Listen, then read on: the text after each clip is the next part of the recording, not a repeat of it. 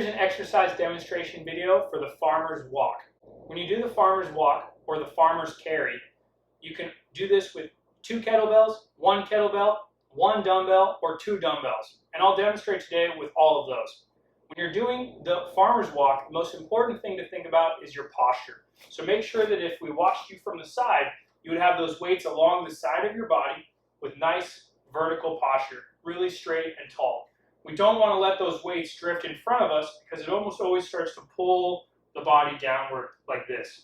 And I'm exaggerating it to make it easy to see, but the last thing we want is to let these weights break down our posture. We have to make sure we keep good alignment so that the weights are hanging from the arms, which are in the proper position from the shoulders. When you do the farmer's carry, it's really beneficial for you to have this full body load, 1 weight in each hand. And then it's important for you to focus on your posture and alignment as you're walking. So the farmer's carry can be done just as simply as this: 8 or 10 feet in one direction before you turn around and head back the way you came.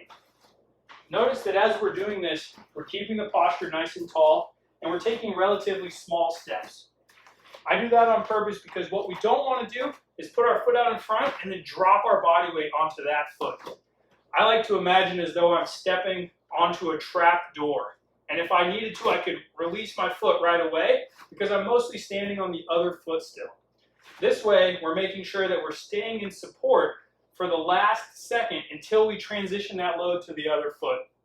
And I know that this is a lot to think about while you're walking, but it's great to just think about putting this foot out in front and putting the length of your foot flat on the floor before you start to add the load of your body weight. Another way to think about it is if you're walking on ground that could potentially have something pokey underneath your foot. So you're just a little bit tentative before you load that foot up.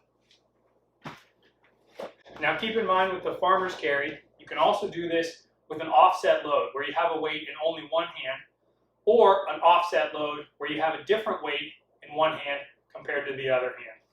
So the offset load with only one hand, of course, we need to work extra hard to keep our body braced against this dumbbell as we're walking. And you'll notice one foot feels a lot easier to step with than the other one when we have the load on only one side of the body. Now you can also do your farmer's carry with 2 kettlebells, and these can be of different weights. So here's your offset carry with kettlebells of 2 different weights. I have a 35 in one hand and a 65 in the other, and that's going to give us extra challenge through the core in order to maintain that vertical alignment while we have this load.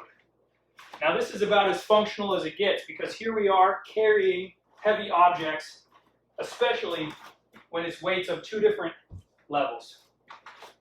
You have this amazing amount of contraction through the core, the glutes, the legs, the posture in order to maintain that position, and of course the organization to do it in an alternating walking pattern. So I highly encourage you to do the farmer's carry, whether one-handed, two-handed, or with the offset load, because of the myriad of benefits that we get when we do this movement. Hope this is helpful, and you have me a little bit on your shoulder as a reminder next time you carry anything, or next time that you do a purposeful farmer's carry in your fitness routine. Hope this was helpful, and I'll see you next time.